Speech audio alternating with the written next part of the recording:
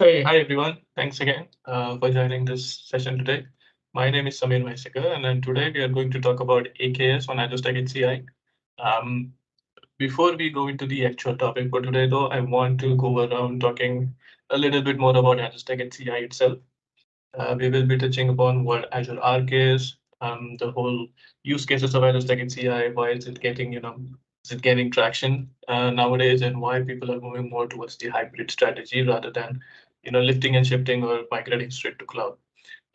So it will take a significant chunk of the first half of the video, let's say, to explain what Azure Stack HCI is and what the use cases are, how it works, what the architecture is, of course, and then we'll finally jump into what um, AKS on Azure Stack HCI is and how that works and what are the use cases for that in particular, right?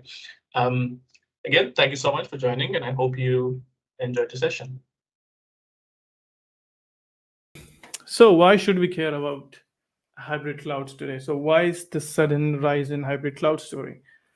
We are in the age of digital transformation, right? So, you don't need me to tell you that. Everything is being digital nowadays. Um, that includes the core applications, that also includes the edge location, that also includes the endpoints, right? So, every organization today is rethinking how they engage with their customers. So you just like 5 years ago, we were dealing cash. Today we are dealing with Paytm. We are dealing in QR codes essentially, right? So every organization is rethinking how should I make my business or my service more engageable, or what should I do to keep up with with the future, the modern times.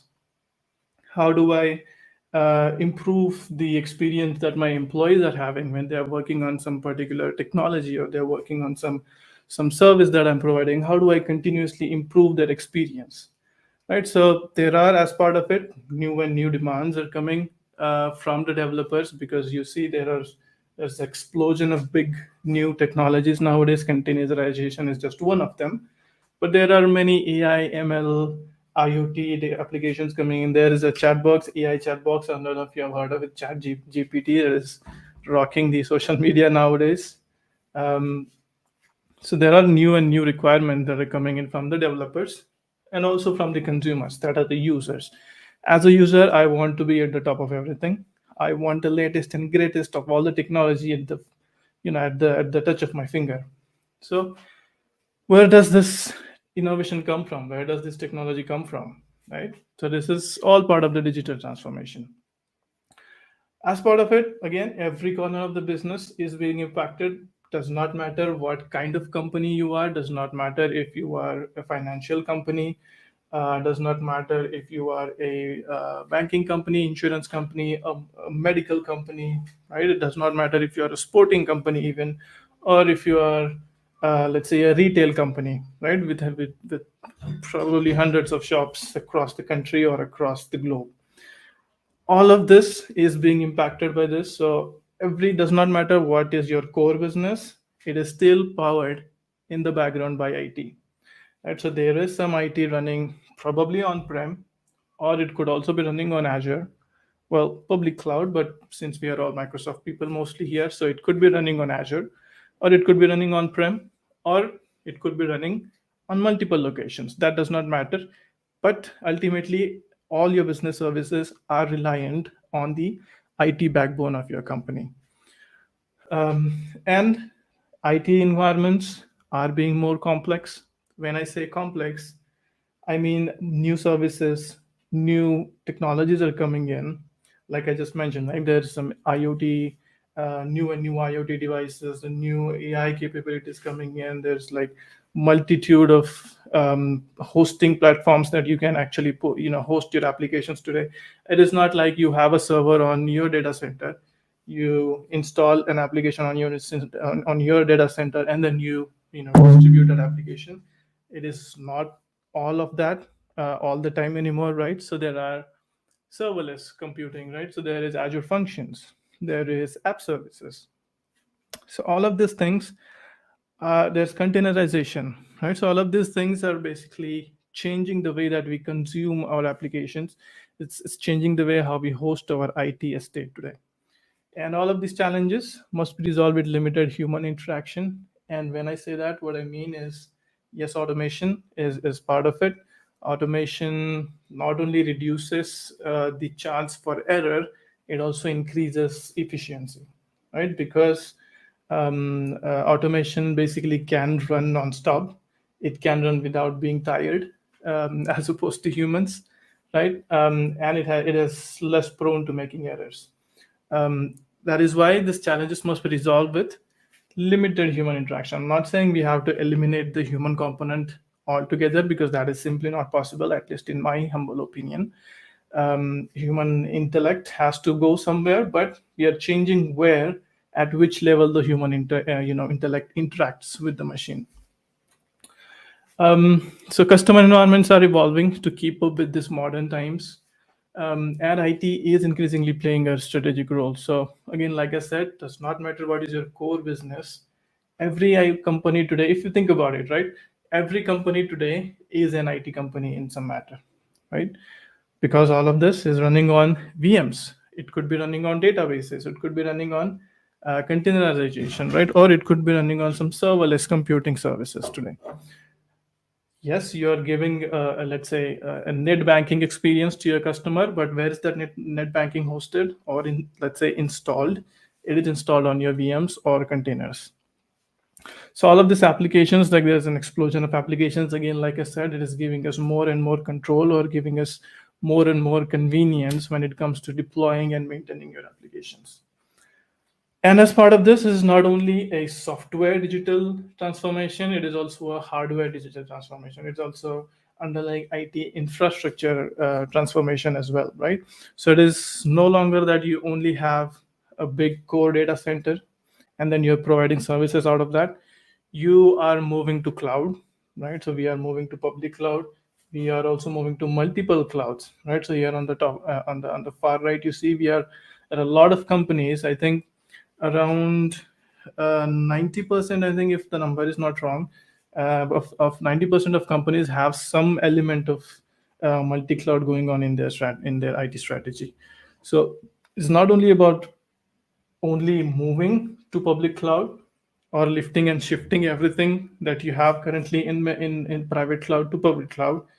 It is also about distributing your workloads, right? Because there are some companies that don't want to be locked in to a particular cloud service provider, like let's say Microsoft or AWS. So that is why they keep some workloads here. They keep, or they use the most mature service on one of the clouds, the most mature service on some other cloud, right? And then they integrate together, which makes IT a little complex. But as we will talk about in some of the topics today, there are ways to kind of bring all everything together and still able to manage everything from the single pane of glass. um, there's also diverse infrastructure, right? So it's the data is not only coming from the core data centers or the core locations, it is also coming from the edge locations, right? And when I say edge locations, what I mean by that is, let's take an example of a retail company. Let's say Reliance.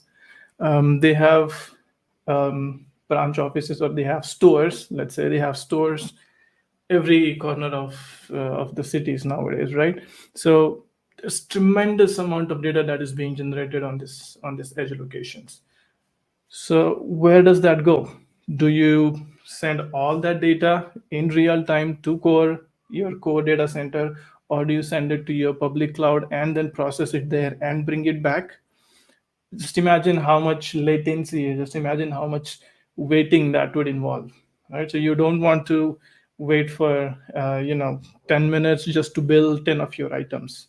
Nope, you just get it done within 2 5 minutes and you're on, off you go, right? So this data has to be processed where it is generated.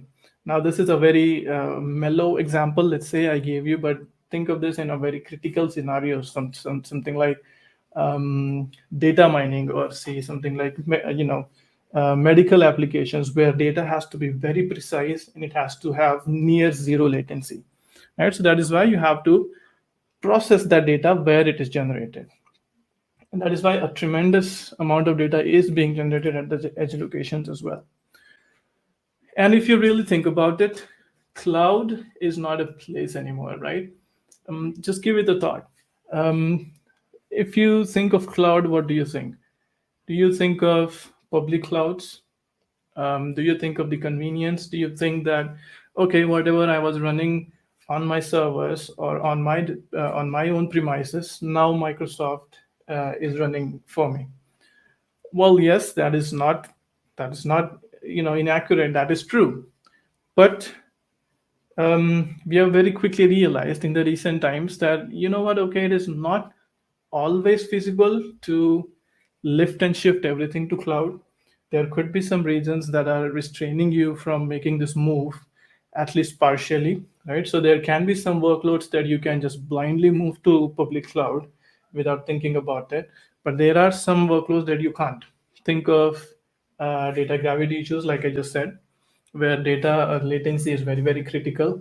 Or think of compliance, right? So if you're think of GDPR, think of HIPAA guidelines, that where you cannot send the data of your customers or the data of your patients.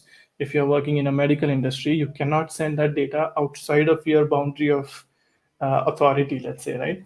Or for India, um, the data related to the citizens of India cannot leave the boundaries of India, right? That is one of the compliance that all the IT has to abide with today. So it's not always feasible to send your data outside of your own data center. You want to have control. You want to have your own, let's say, end-to-end process on how you work with that data or how you archive that data, right?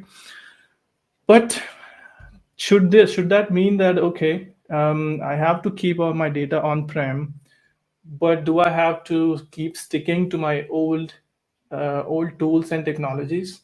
Does that mean if I'm not running anything on public, does that mean that I have to work with primitive tools on my data center? Absolutely not. You can still use the data or the services that the public cloud provides still on your while being on your data on-premise data center. How? We'll take a look at that in a minute. So just as the tagline, cloud is not a place. Cloud is more of a concept. It's more of a process. Let's say that wherever you go, wherever the data resides, we still want to treat it with convenience, of course, right? Because the convenience of using public services has kind of spoiled us a little bit. So we want, at least it has spoiled me for sure, because I want everything to work like cloud. I want everything to look like cloud, right? And I want everything to be as easy to develop, maintain, and troubleshoot as it is on the cloud. So as part of this, Microsoft actually, so this is the hybrid cloud story, right? So you have data on-prem, you have data on the public clouds, but you also don't want to miss out all the goodness of public cloud. So you make that connection between your private to your public and connect that data together, or connect those two places together, let's say. And that is where the true hybrid capabilities come in. So as part of that strategy, Microsoft offers us three offers or three products: Azure Stack Hub, Azure Stack HCI, and Azure Stack Edge. All of this, take a note here that all of this is powered by Azure Arc. You see the Microsoft Azure cloud there. It is literally connected with all of these products with Azure Arc. So what is Azure Arc? Again, I have the next slide is actually dedicated to Azure Arc. So let's talk about Azure Arc more then. So what is the difference between these three products? Seemingly, if you're reading the description, they kind of sound alike, but they are very different. There's some very nuanced and important differences between them. I will keep Hub and Edge very brief, and we'll dive deeper into Azure Stack HCI, of course. Azure Stack Hub is when you want to use the familiar data services or PaaS services or even IaaS services exactly as you would in the public cloud, right? So you basically bring the piece think of, let's say this is public Azure, this is your data center. What you do is just slash a little piece of public cloud, bring it to your on-prem. That is essentially exactly what you're doing here. And so this private cloud, this Azure Stack Hub, works exactly the same way as the public cloud works. Right? It has all the same SKUs, it has all the same constructs and everything. Then you've got Azure Stack Edge. Again, if this is confusing you at this point, it's okay. It's not at the focus of this discussion. So just giving you a brief introduction there. Azure Stack Edge again is a little more specialized in its use. It is mainly used for edge computing for Azure ML IoT services or GPU heavy services at the edge. That is where Azure Stack Edge is mostly used. And this Azure Stack HCI, probably the most relatable product for most organizations today, because you still have your own infrastructure, your own data center, but you are just making that, let's say, thin connection to Azure, public Azure, and bringing all the goodness of the public cloud to your on-prem. So let's take a quick look at what Azure Arc is. Azure Arc is basically a glue that makes everything stick with each other, right? So when I say everything, what I mean is workloads running in the public cloud, in Azure, let's say in particular, workloads running on your data center, or workloads running on non-Azure public clouds as well, right? It could be your VM could be running on AWS or GCP. You can still project an instance of that VM onto your public Azure and still use the same constructs as you would use for any local Azure resource, right? So you can still leverage that ARM, resource manager construct to all of this non-Azure resources as well. Again, it will, if you're not very familiar with how this feels and looks and feels, we will be able to see that in a demo real quick. So this is Azure Arc. Basically, it is a piece of software that you install on your non-Azure resources, and it projects the instance into public Azure. So it not only brings your on-prem resources to public Azure, it also brings Azure public services to your data center as well. So it works in both ways, right? So you see here, let's start from, let's say, the bottom. Right, so you've got all these on-premise IT infrastructure resources. Now, this could be anything. This could be servers, this could be databases, or your AKS clusters, or Kubernetes clusters, that is. You can still project them into public Azure, regardless of where this is sitting, right? So this is actually sitting on, if you see at the bottommost text here, it is sitting on Azure Stack HCI, or it could also be sitting on a VMware virtualization platform. Does not matter where it is sitting. You can still project it into Azure. Or you can also bring what we call Azure Arc-enabled services back to your data center. Right? So all of this goodness of app services, data services like SQL managed instance, let's say, or PostgreSQL, or Azure Functions, think of app services, think of Azure Monitor, Azure Policy, Backup, ASR, site recovery, right? All of these things you can bring down to your data center on your premise as well, which will be under your control, right? Just how amazing that is. Again, as part of this, this will be treated as Azure native Azure resource, and you will be able to manage it as such. So then what is Azure Stack HCI? Very quickly, a very simple definition here is that it is just an operating system, right? If you really think about it, it is, yes, it starts from the hardware level, but if you go to purchase Azure Stack HCI, you can't just purchase the Azure Stack HCI operating system. You have to purchase it from the hardware. You have to go for an integrated hardware or a validated hardware. Now that is a discussion for another session maybe, but it starts from the hardware. On top of it, you've got, depending on whether you go for integrated or validated, it may or may not come pre-installed. On an integrated system, Azure Stack HCI operating system will come pre-installed.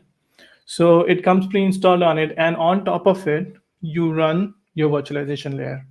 On top of it, you run your containerization, right? So it is just enterprise. It is just think of it as a stripped down version of Windows Server. Very similar. Technically, it is born from let's say Windows Server, but there are differences. The main one being that Windows Server is the guest operating system. It is best hosted as the guest, while Azure Stack HCI operating system is the virtualization layer only, right? It does not do anything more. And you cannot install roles and features on Azure Stack HCI, right? Because it is just bare metal virtualization layer. Again, it also uses the same technology, so it is nothing new.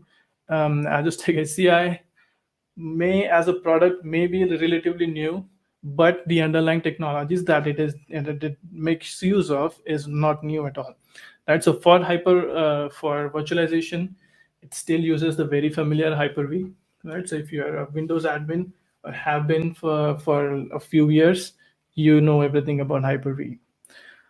S2D, again, this is even S2D is not new. It is software defined storage. It is just a virtual, let's say, from a variety of disks, from a collection of disks, it just pools all that storage and presents that storage as a software defined storage to all the workloads that you're running on top of it. And then there's SDN as well, right? Software defined networking. So they call it Azure inspired because it is very similar to how that works on on public Azure. Now, one good thing about Azure Stack HCI operating system is that it has stretch clustering by default, right? Again, this is we are going to talk about AKS today, so I'm not going to dive too deep into any of these concepts, but just to give you a quick overview, stretch cluster is basically where you can have multiple sites, primary site and a secondary site, and you can have replication going on between them.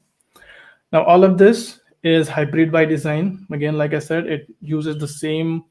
Azure Stack HCI is actually a first-class resource in Azure. What that means is it recognizes Azure Stack HCI as if it was Azure's local or native resource. So all of the Azure Resource Manager templates, so like I said, they're actually applicable to all of these Azure Stack HCI clusters.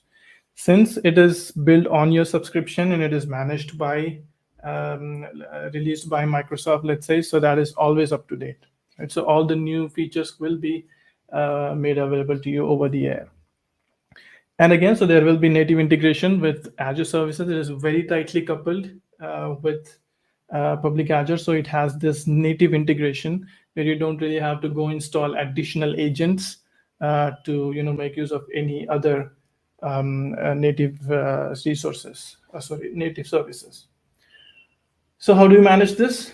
Again, management is also very familiar. If you've been a Windows admin or have been working with Windows servers, you know PowerShell, you know Windows Admin Center, right? So you know System Center tools, you know virtual machine managers. You can use SCOM to monitor these things, monitor VMs on this Azure Stack HCI. You can use Configuration Manager, SCCM, to patch these machines and so on, right? So all of these are very familiar tools. So this is the architecture. Again, like I said, from the bottom, it has hardware ecosystem. Now Dell is one of the hardware vendors. You can go, there are a bunch of others. I'll probably drop a link later for the catalog where you can browse all the integrated and validated vendors that provide you this infrastructure. Then on top of it, since it is an integrated system from Dell, they actually Azure Stack HCI comes pre-installed on this hardware, right? So as you get the servers, you also get Azure Stack HCI installed on it. Now there are two parts. You can go you can go both ways, but there are two ways to go from here. So you can install or spin up virtual machines and then migrate your data lift and shift. You can run anything. So from this point on, it is just a normal virtualization layer. So you install virtual machines. On top of it, you install Windows operating system or Linux, and then on top of it, of course, you install your applications, or you go the AKS route where you you install an AKS instance on this Azure Stack HCI hardware, and then making use of that, you can deploy your applications with containers. The fun thing about this is you can actually multi-use this AKS instance. Azure App Services like SQL MI and all, you can also make use of them using if you have an AKS instance installed. Again, there is the demo in the upcoming slides, so we'll talk more about that then. So I will assume that you have some basic understanding of what Kubernetes is, because that is even I do, because I don't have to work a lot with Kubernetes, but I have basic. This just goes on to I'm giving you this disclaimer because this just goes on to show you that how easy it is even for a non-Kubernetes developer person or an admin like you and me to spin up an Azure AKS instance on Azure Stack HCI. Just a little bit about AKS on Azure. Kubernetes on Azure is, you know how Kubernetes works. It has core components like API server, it has etcd, it has a load balancer, right? These components make up the core infrastructure, and then you've got worker nodes where you actually have the workloads running. Now these are at the end of the day virtual machines, but then you are using containerization on top of it to host your applications, to distribute your applications or whatnot. Now, what AKS does, so let's think of a traditional Kubernetes deployment. You are a Kubernetes admin, you have deployed your Kubernetes cluster. Now you are responsible for all these core components that we talked about, right? So you are responsible for maintaining this core infrastructure. What Azure Stack HCI, what AKS does is it abstracts that layer away from you, right? So that layer of core components is taken up by Microsoft instead.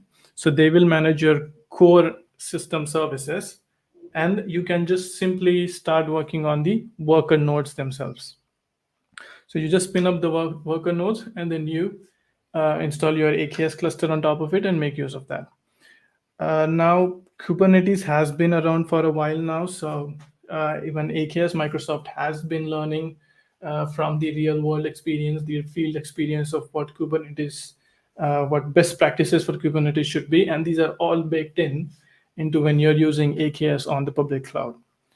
It also has multi-layer security.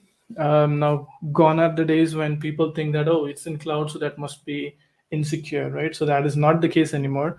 So all of these components, starting from the storage, data layer, networking layer, compute layer, all of these layers are hardened. So what basically means that they are very well secured and well tested against vulnerabilities. Now, AKS is also class 1.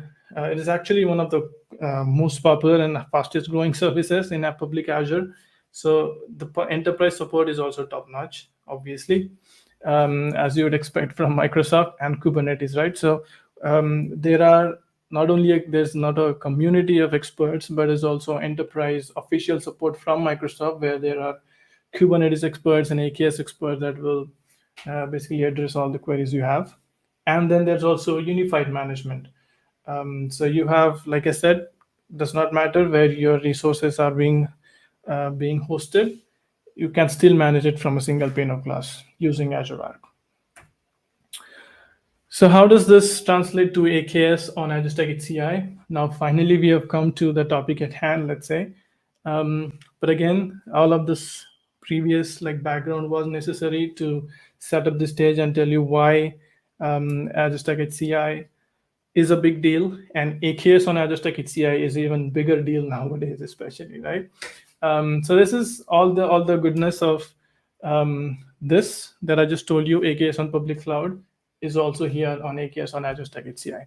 Now remember, Azure Stack HCI is sitting on your premise.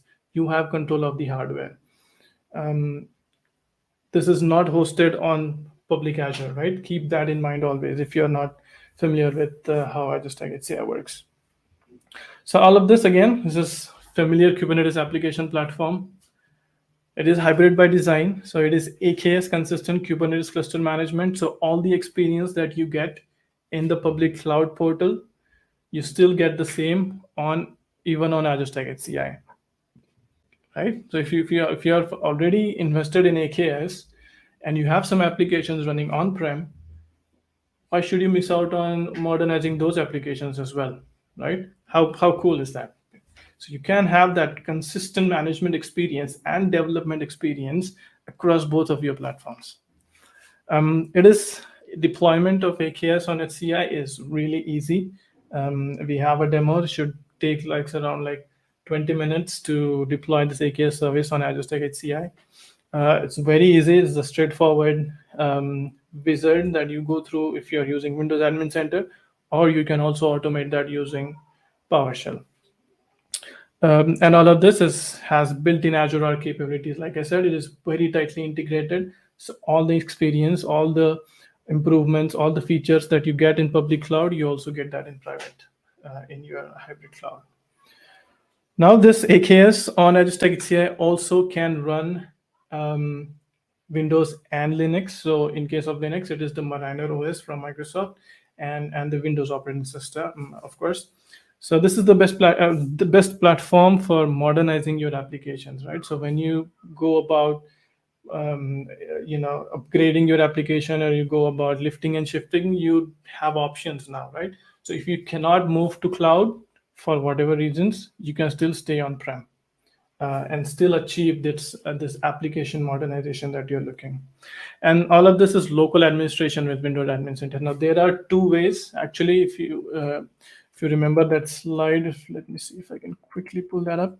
This one, right? So on the left and right, you see here, on the right, there is Azure Arc for cloud management. So all of this you can manage from the public Azure cloud, or you can also manage it centrally on premise with Windows Admin Center. And so there you have options. You can locally manage all of this Kubernetes estate locally from your Windows Admin Center instance. Again, security has not been compromised, obviously, because just because it is not, let's say, actual AKS. This is AKS on Azure Stack HCI does not mean there is any compromise on built-in security. It is very secure and a trusted hardened platform, right from all the layers, compute, storage, and networking. And this also integrates, by the way, using Azure Arc. This also integrates with services like Azure, like Defender on the cloud, right? So you have threat protection, analysis, threat analysis, and vulnerability assessments and all. So now let's zoom in on the right side of that architecture diagram we just saw. AKS on Azure Stack HCI in particular. So this is how it looks like on a high level, right? So when you install AKS on Azure Stack HCI, you install it in two phases. So one is installing the Azure Kubernetes service. It is also called as a management cluster or platform services. What you do here is basically you are installing that core components, right? So if you're installing that system services, you deploy one VM currently. There are plans to expand those if you want. So you have one VM that runs all the system services, let's say the core libraries that are required to run your control plane and worker nodes, which is a separate deployment again. Then once you have done that, again, it takes 15-20 minutes at most, given that you have satisfied all the prerequisites. And then you create a Kubernetes cluster. Again, there are two parts to it. One is the control plane, where all of your core components go, like the API server or the etcd database or the load balancer, right? So this is where all the core components go. And then you also have some additional worker nodes. Now this can be Linux VM, or it can also be Windows VM. This is where your application will sit. Everything left from here is for the system services. On the right, you see if you are using Azure Arc, if you choose to use Azure Arc, now this is optional. You don't have to use it. If you want to just keep everything on-prem, you can still use it. But of course, it is recommended. After all, the reason that you are using Azure Stack HCI, one of the big reasons is that you want to have that goodness of cloud services. So if you are using those, you can make use of all of this services that you see on the right here. Right. So enough talking. There are no questions. Let's get straight into the demo. Again, like I said, there are three components to deploying this AKS service on your premise. That is, first is deploying AKS service itself, the management cluster, right? Now this is a pre-recorded video, so I will talk through it and pause if and as required. I just want you to take a moment to take a look at this prerequisites. You need, I'll be really straightforward here. You need a beefy machine to run AKS service if you want to run it properly, right? So you need to have those resources. Not that you will have that problem.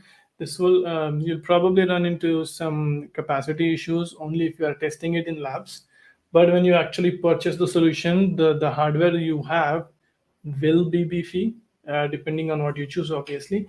But it will have the capacity to run Azure Stack HCI comfortably. Sorry, AKS on Azure Stack HCI comfortably. But just take a look at what the prerequisites entail. And I'll just play this video here real quick.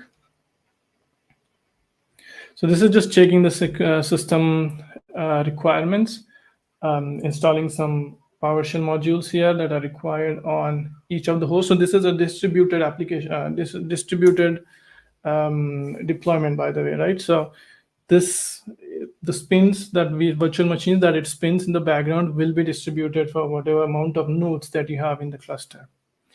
So just checking prerequisites again. So you have to review if you want, if you can expand this. I think it goes ahead and expands it. Yeah.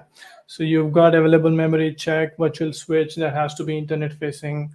All these things are very well detailed in the documentation. So I won't go through each and every box and take here, but you get the idea. So CRED SSP, again, this is required for passing your credentials from Windows Admin Center to your target servers. Now you see here, this is the management cluster and the VM. So the VM image that you install on this management system. Now this is the load balancer again. So this is the IP range where your workloads will sit, your actual end user workloads. This is so keep this IP address in mind. It is .150 and .250. It will come into play later. Now, since it is connected to Azure, it is asking us for an Azure subscription. Now, you need to be the owner of Azure subscription to be able to deploy this. Now, so just reviewing again. So this is DHCP. You can have DHCP or static IP addresses. I'm going with DHCP because it is the easiest, but you can also go with static if you want to. Now, so we'll just take a few minutes. And that is successfully applied. Now on the next, I'm just creating management cluster actually. It just takes around 15 or 20 minutes at max. So this setup has taken us 18 minutes, almost 19 minutes. Now at this point, you have installed the management cluster, right? So you are now ready to move on to the control plane now. Let's go to the next slide. So this one's deploying the AKS cluster itself, right? So again, let me very quickly jump back to that diagram. This one, right? So we have finished the first part of it. We have installed the management cluster. Now what we're going to do is install the Kubernetes cluster. Now again, it has two parts to it. One will be the control plane used for the core components, and then you've got the actual worker nodes.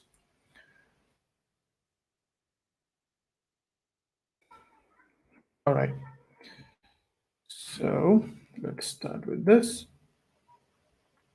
Again, just take a look at what the prerequisites are. Azure Arc integration, again, it is optional. Like I said, you can connect or you can choose to keep it isolated from Azure as well. That is fine.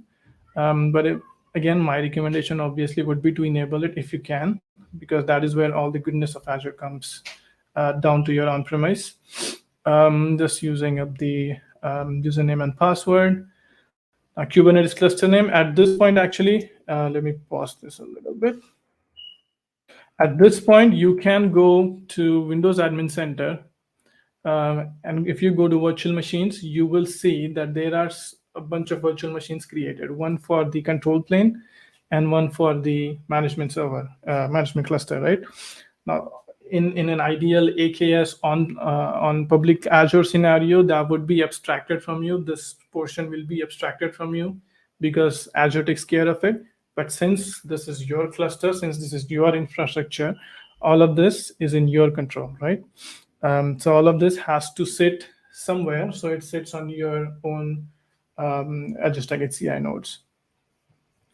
And again, if you noticed this already on the left side, this is Windows Admin Center, by the way, right? So if you haven't seen it before, this is Windows Admin Center. Looks very much like the Azure portal, and I love it for that. You see on the left, there's Azure Kubernetes Service is natively available on Windows Admin Center, right? So you don't have to keep changing the wizards from on-prem to cloud and then on-prem, right? So all of this is baked right into the Windows Admin Center purview, right? Which is very convenient and very efficient. Right? So this is the primary node pool that we just created. That was for the actual control plane.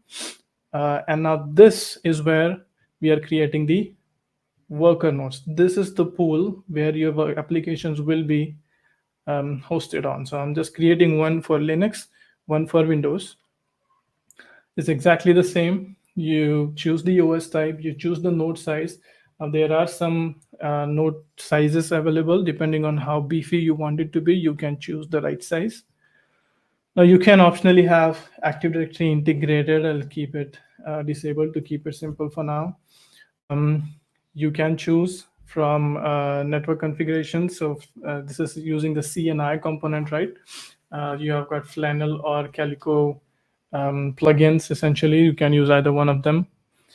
And just now done. This is where we have now created a working Azure AKS cluster on your Azure Stack HCI. You see it has now appeared on the bottom here, AKS cluster. Now, if you open that, it will take you directly to portal.azure.com. And you see here on the left, I'll just again pause this. This video is almost over anyway. But I'll pause this here. Let me go back.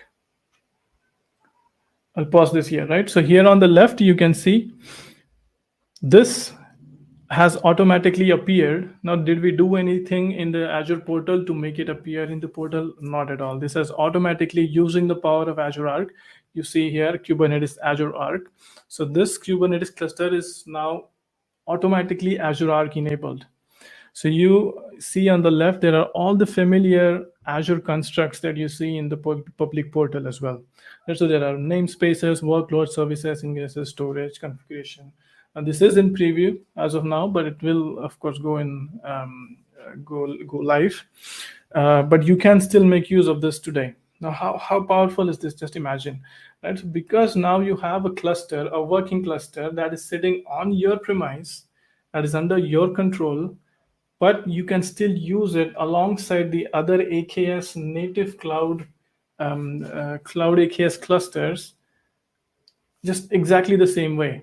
So you don't have to differentiate whether they are sitting. It does not matter where they are sitting. Does not make any difference to you. This is if you have been doing maintenance and managing AKS clusters in production. I'm sure you're appreciating how easy and how powerful this is. What I've just done is let me start this video from the beginning. So what I've done is I've just accessed that cluster in the portal, Azure public portal, and you see there's an enable GitOps integration button right here. All you have to do is click on that button, and it will take you to the wizard where you can specify or select your configuration file. Just go. So this is, like I was saying, this is something that is can be hosted on your public or private directory even, right? So you can pull the code right from there. And as you make changes, GitOps will detect those changes, that okay, something has changed in this configuration file, and then it will pull that configuration across all the nodes that are making use of that particular repository, right? So this is amazing when it comes to managing clusters or managing applications at scale. So this is just giving us a quick overview of, so see this one is just making use of a private GitHub repository. So just showing you all the options, instance name, namespaces, and such. So now that I have one configured here, let's open that. Okay, so you see I've got on the bottom, you see my repository URL. That is my GitHub.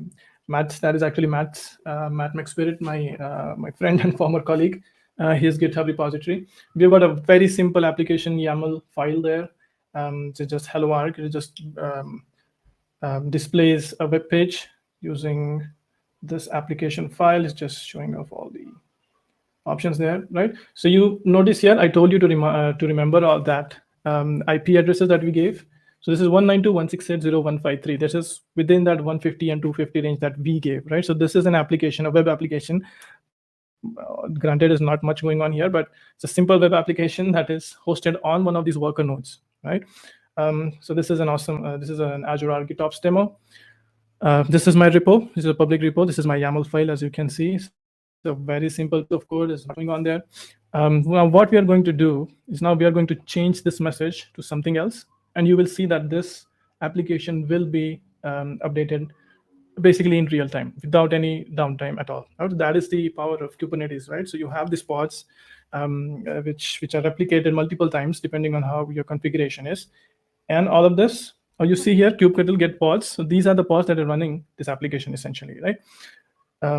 As you can go and match the numbers. Now, what I will do is I'll just make a very small change, just add a word there, and I'll commit changes. Now, of course, this is source control here. So you don't, obviously in a production, you won't directly go and commit changes. There will be a review process. But here you see that the old pods are terminating, new pods are being generated, and this application is now automatically, quote unquote, being updated just like that. Right. So think of all the applications. Think of, let's say, a variety of, let's say, 400 edge locations where you've got AKS application distributed. You have one single configuration file for all of them. The moment you change the configuration code, GitOps will detect and it will send it back to all the pods. They will catch the new code and display the new application version or whatever, right? So this is again version control. So if something goes wrong, something goes bad, you always have the ability to roll back to the previous version. That's how awesome is this. Otherwise, if you had multiple application instances on multiple locations, what you would have to do is you will have to individually go and upgrade those applications going to each edge location. Just imagine how long and how tedious that process is. Now I just want to close this off with some, I think we're at the top of the hour, just about 4 or 5 minutes left.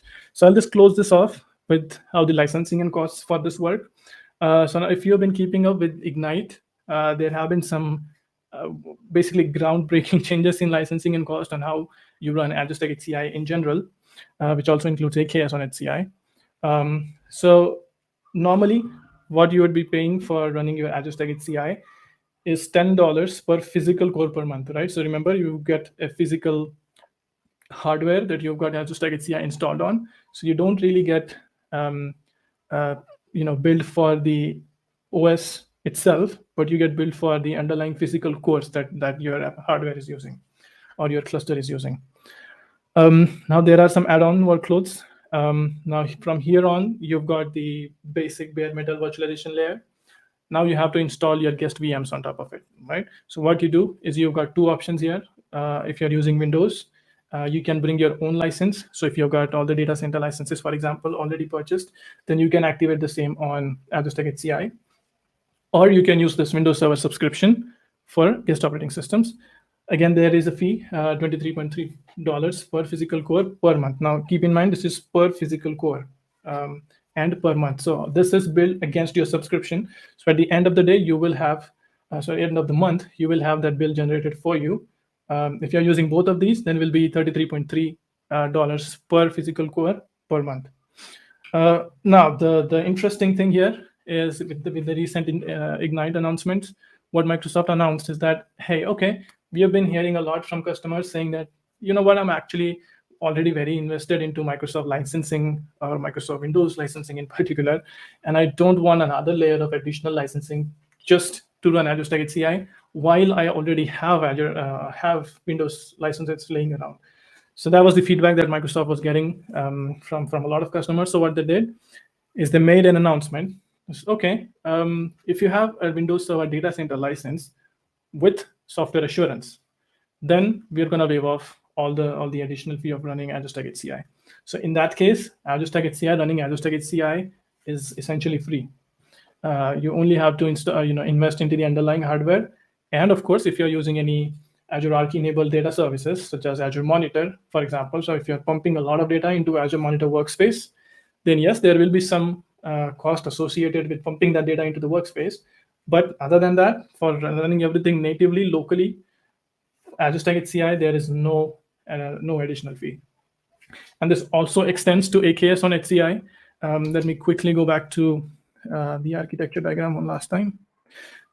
So in this, what you get billed for is only the worker nodes. You don't get billed for the management cluster. So even there, you are using a virtual machine. Now in the cluster, you are deploying a control plane. There, you are also using virtual machines, but these are not counted, right? So these are waived off. Only place or only VMs that you get billed for is the worker nodes, the actual worker nodes, and those are billed per virtual core. Go back to slide. So that's 80 cents per virtual core per day, right? So this is billed again. This is billed monthly, depending on how many virtual cores that you actually have in your cluster.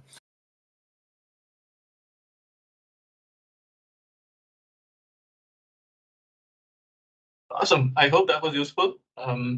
Yes, as you must have guessed, it was pre-recorded video, but if you have any questions, please do feel free to reach out to me on LinkedIn. I will be happy to try to answer them at least, right? Again, thank you so much for joining, and I hope to see you next time. Thank you.